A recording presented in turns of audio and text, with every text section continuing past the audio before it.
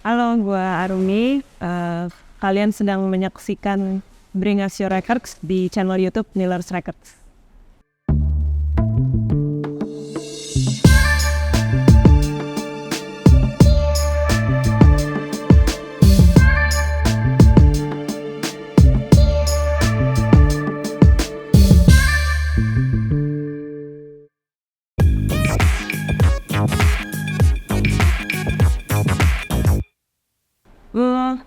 Mungkin bisa dibilang belum terlalu lama ya kalau untuk koleksi vinyl.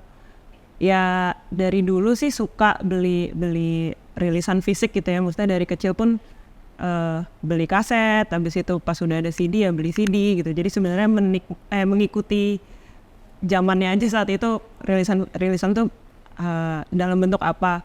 Mungkin jadi lebih nggak aktifnya ketika udah merasakan kenyamanan punya iPod gitu ya. Jadi itu kan udah digital gitu. Jadi sempat agak-agak nggak terlalu aktif gitu untuk beli yang fisiknya. Tapi terus mungkin sejak SMA tuh sebenarnya udah ada ketertarikan ke vinyl ya. Mungkin karena nonton film juga apa gitu kalau lihat di film. Tapi pada saat itu tuh juga hobi kamera analog. Jadi harus beli roll film, beli film Polaroid yang waktu itu kan discontinued. Jadi harganya mahal banget tuh film. Akhirnya pilih satu dulu deh hobi gitu. Apalagi belum punya penghasilan sendiri. Ya akhirnya punya hobi itu dulu dan mungkin baru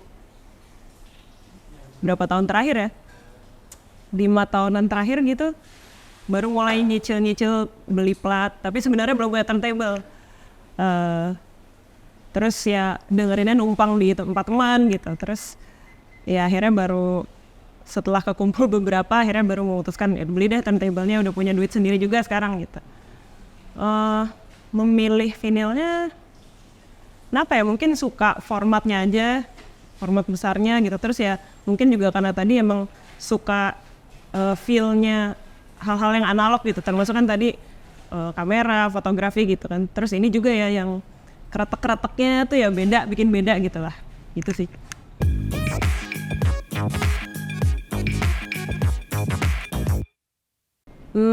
Ya tadi karena tergolong baru mungkin bisa dibilang, terus ya kita atur-atur budget juga per bulan bisa beli berapa lokasinya. Mungkin ya belum sampai 100 sih. Kalau genrenya sebenarnya gue nggak ngebatesin suka terhadap genre apa gitu ya. Jadi apapun bisa. Tapi mungkin kalau di koleksi yang sekarang paling banyak rock dan turunannya gitu ya, alternatif, indie rock, pop rock, folk rock, terus mungkin juga dream pop, shoegaze, elektronik juga.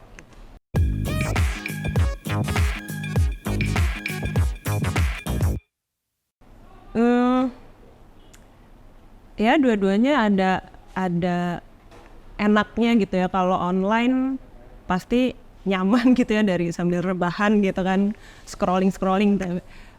Terus mungkin lebih lebih tertuju gitu, kita lagi search pengen apa terus spesifik nyari itu gitu. Terus ya setelah itu mungkin cuma bandingin harga aja. Nah kalau di gigs sih sebenarnya serunya suka nemu-nemu yang awalnya nggak dicari. Jadi mungkin kan udah ada nih inceran beberapa gitu yang gue lagi pengen cari gitu. Terus tapi malah nemu yang lain gitu. Itu ya plusnya, ada element of surprise-nya.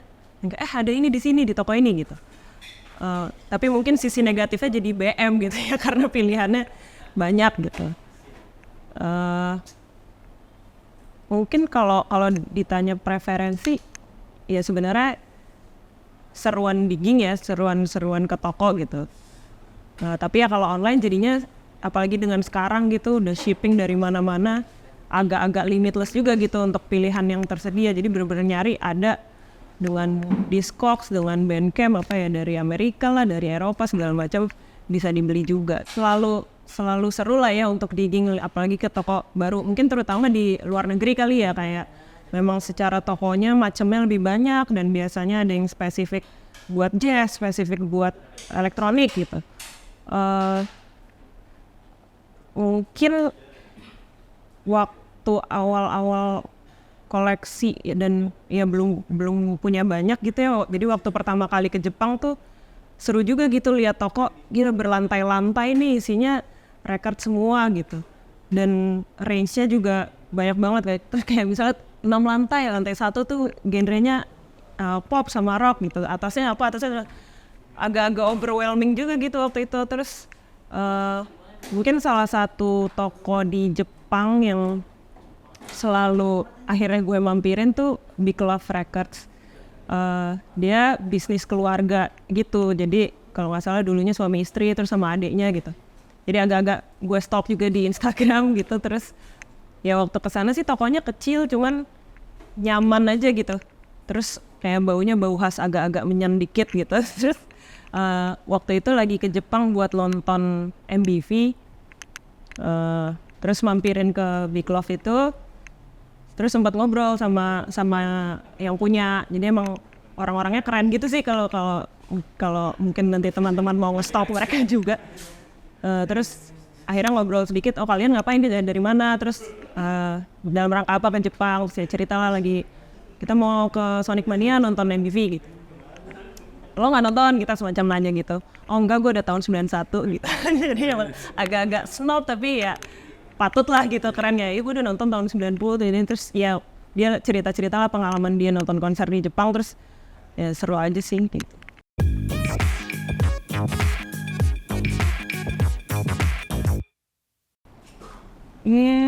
Kalau menurut gue sih kayaknya nggak ada ruginya ya. Maksudnya itu sesuatu yang baik gitu ya. Dengan naiknya demand gitu ya berarti kan supply-nya banyak, jadi ya makin banyak toko ya buat gue pribadi sih jadi makin banyak pilihan gitu, dan nggak perlu misalnya mikirin shipping pas segala macam. Dan ya kalau dari akhir-akhir ini gitu toko-toko juga udah di sini lengkap-lengkap gitu kan. Terus ya di sisi lain juga kalau mungkin dari artisnya gitu ya kan, dengan beli ya kita support gitu. Itu ya mungkin ada potongan sedikit dari label apa segala macam, tapi at least itu bentuk support lah buat artisnya supaya bisa hidup dan berkarya terus gitu sih.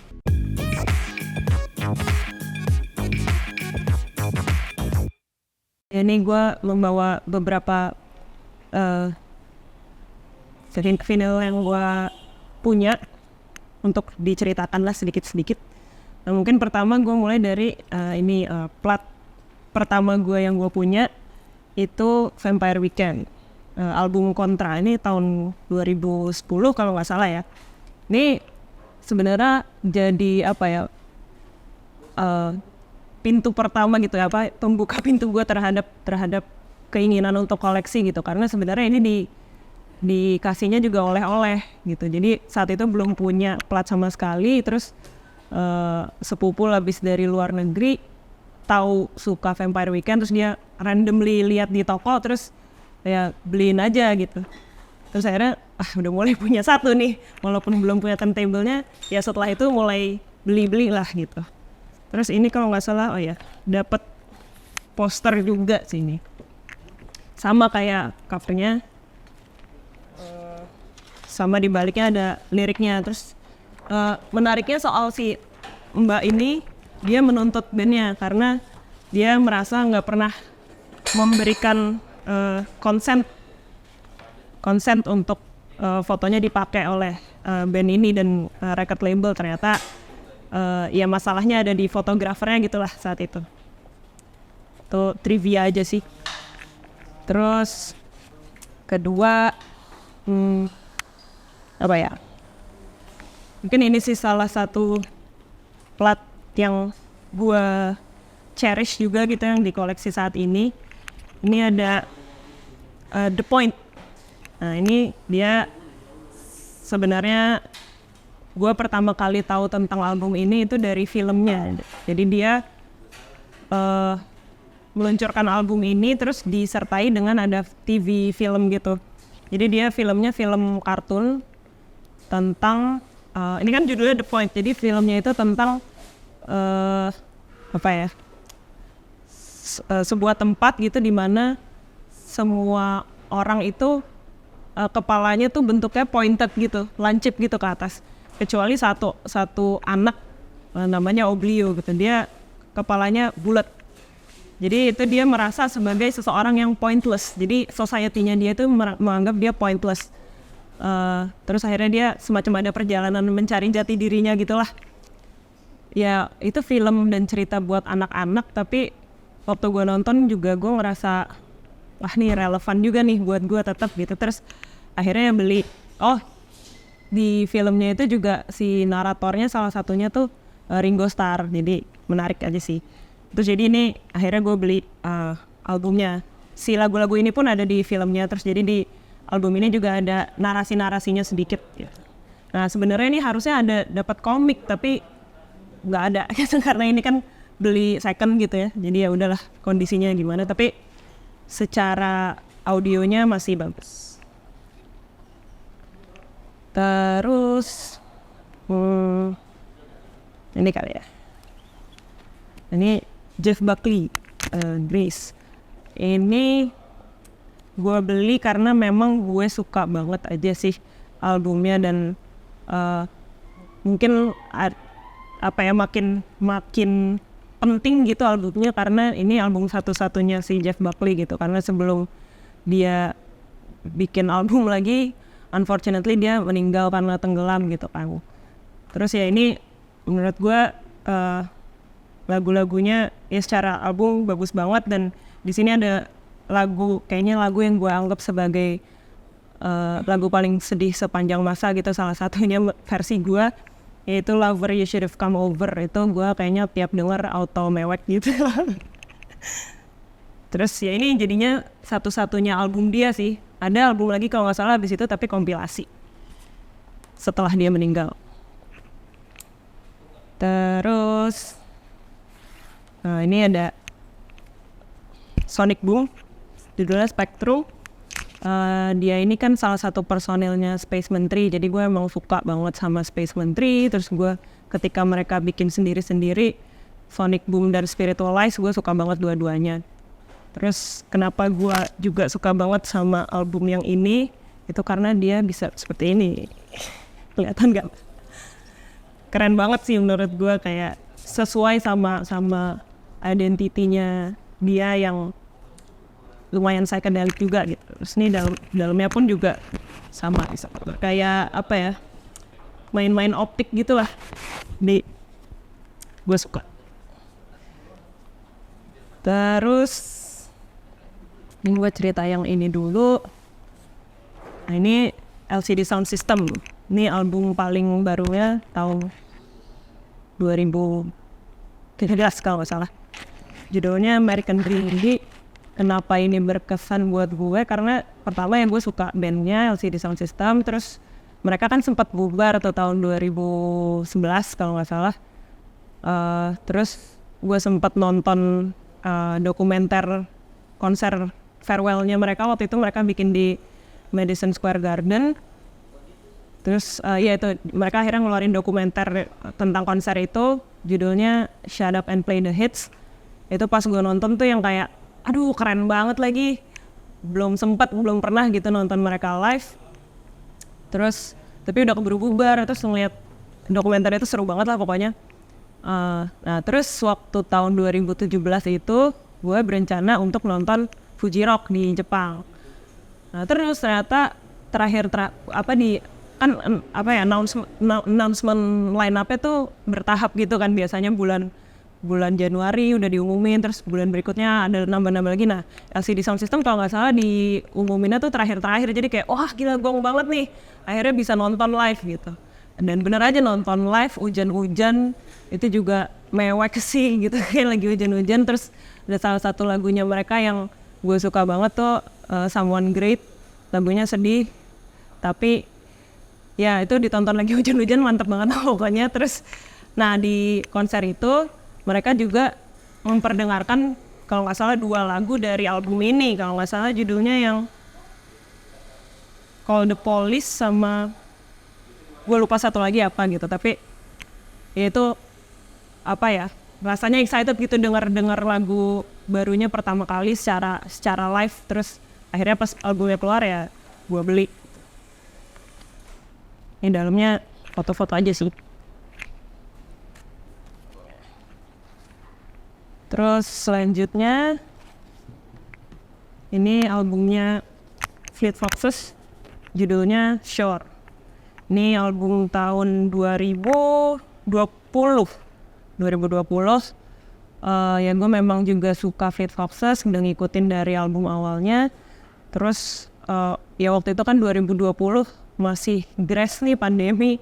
Jadi yang ini kalau nggak salah agak-agak menuju akhir tahun sih. Jadi udah lumayan lama nih isolasi segala macam. Terus mereka bikin launching kayak virtual listening party gitu di YouTube. Tuh gue juga mengikuti itu gitu. Terus wah pas denger bagus banget gitu menurut gue, karena terasa personal walaupun lebih simpel gitu dari album yang sebelum ini, tapi terasa heartfelt banget dan ya kayaknya personal dari si Robin Pecknold-nya gitu. Terus akhirnya pas ini udah ada di marketplace gue beli, dan ternyata bukan ternyata sih, emang pas beli udah tahu ini yang clear vinyl, terus ada gambarnya. Yang ini bukan ya? Jadi dia clear tapi ada gambar-gambar bunga-bunga dan tanaman gitu, yang menurut gue secara estetika cocok banget lah sama si albumnya ini. Terus ya kebetulan kan 2020 tuh dengan pandemi dan lain-lain tuh lumayan down gitu ya. Tapi dengan album ini membantu gue lah melalui masa-masa kelam itu. Jadi kayak berpengaruh banget buat gue saat itu. Oh, dapat poster juga.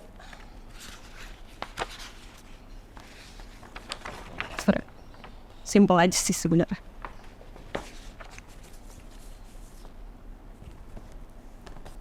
Dan ini mungkin yang terakhir, tadi udah 6 kayaknya, sekarang ke setengah, 6,5. Ini agak-agak shameless juga, soalnya covernya muka saya sendiri.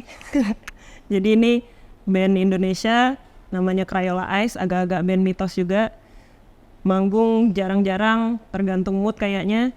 Terus ya rilisan juga belum ada album penuh, ini single aja sih.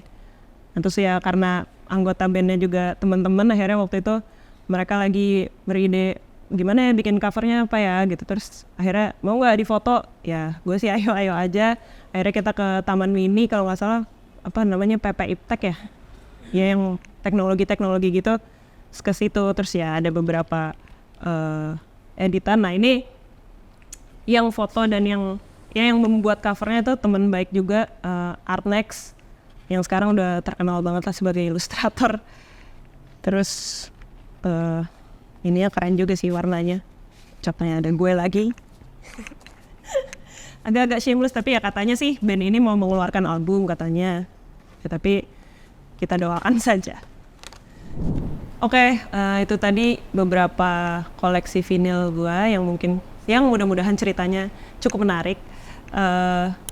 Ya mungkin bisa ikuti terus episode-episode Bring Us Your Records selanjutnya, karena gue yakin pasti tiap orang punya cerita yang beda-beda terhadap koleksinya gitu ya. Dan jangan lupa juga visit Miller's Records yang pasti ya, tetap jajan. Thank you.